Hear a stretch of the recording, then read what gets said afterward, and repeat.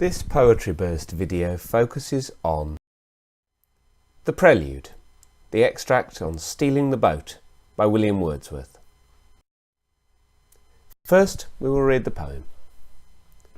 One summer evening, led by her, I found a little boat tied to a willow tree within a rocky cove, its usual home.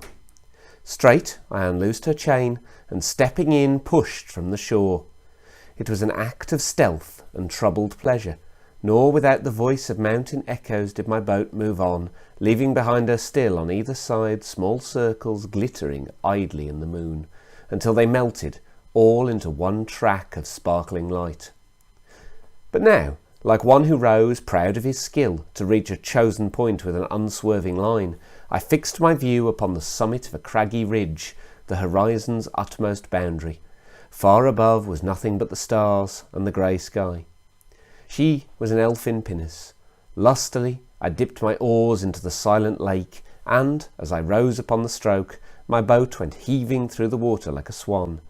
When, from behind that craggy steep, till then the horizon's bound, a huge peak, black and huge, as if with voluntary power instinct, upreared its head.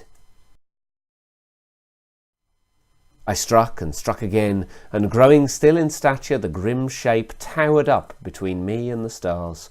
And still, for so it seemed, with purpose of its own and measured motion, like a living thing, strode after me. With trembling oars I turned, and through the silent water stole my way, back to the covert of the willow tree.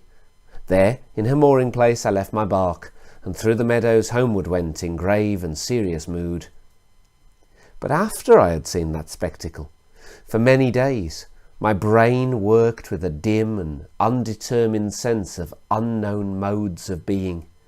Over my thoughts there hung a darkness, call it solitude or blank desertion. No familiar shapes remained, no pleasant images of trees, of sea or sky, no colours of green fields, but huge and mighty forms that do not live like living men, moved slowly through the mind by day, and were a trouble to my dreams. The poem is best seen split into sections.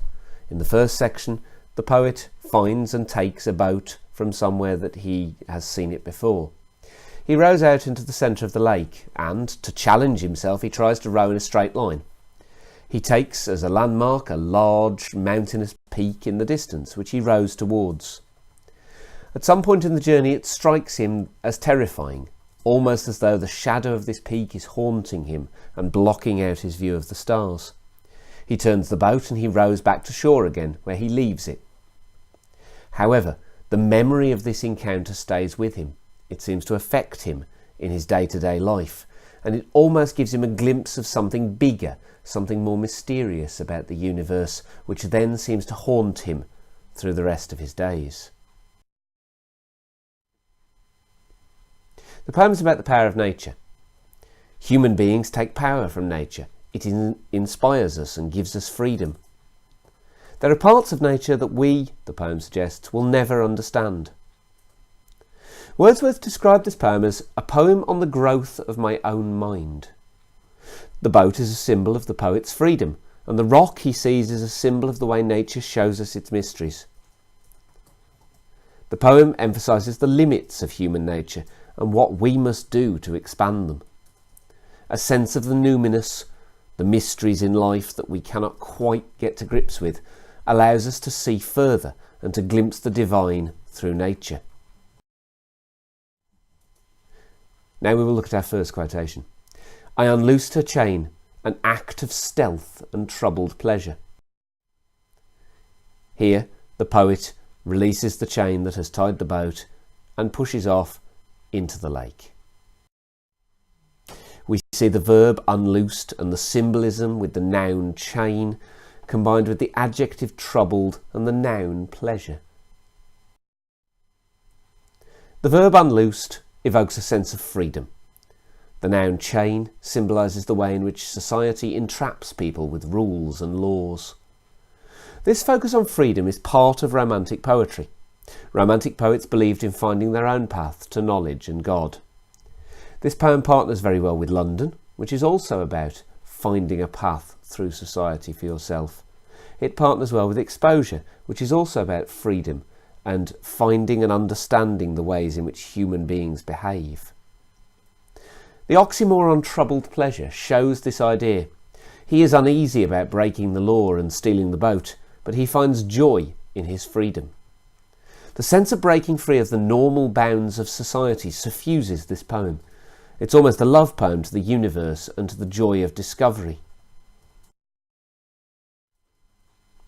In our second quotation, we see, "Far above was nothing but the stars and the grey sky." The poet looks up and he sees above him the potential of the universe. The preposition far above and the adjective nothing adds to the noun stars and the grey adjective describing the sky. In many poems this would be a negative quotation.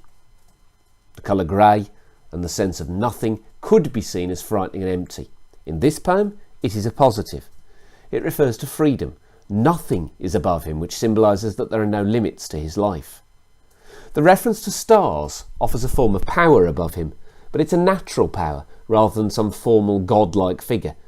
It's a semi-religious quotation, but it's also about finding your own way. There is a sense of awe within the poem at the majesty of nature. It's wondrous and impressive.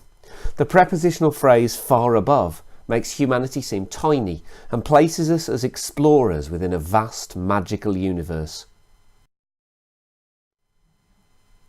Our third quote is long and relatively complicated.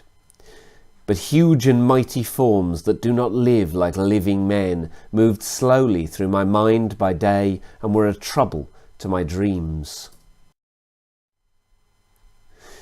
Here the poet imagines creatures or forms or godlike figures that he doesn't quite understand, moving through his mind during the daytime and then moving through his dreams at night time.